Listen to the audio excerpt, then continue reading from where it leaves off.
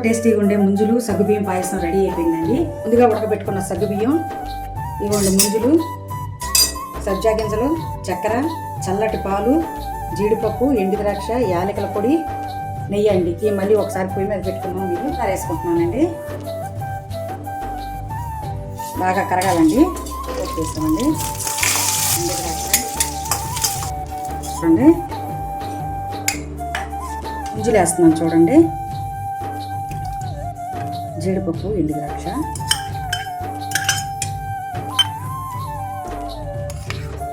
చల్లటి పాలు అండి, ఫ్రిడ్జ్లో పాలు. ముంజుల పాయసం రెడీ అయిపోయిందండి. చూడండి, మీకు నచ్చినట్లయితే లైక్ చేయండి, షేర్ చేయండి, సబ్స్క్రైబ్ చేసుకోండి. ఒకసారి తిని చూపిస్తాను టేస్ట్ ఎలా ఉందో.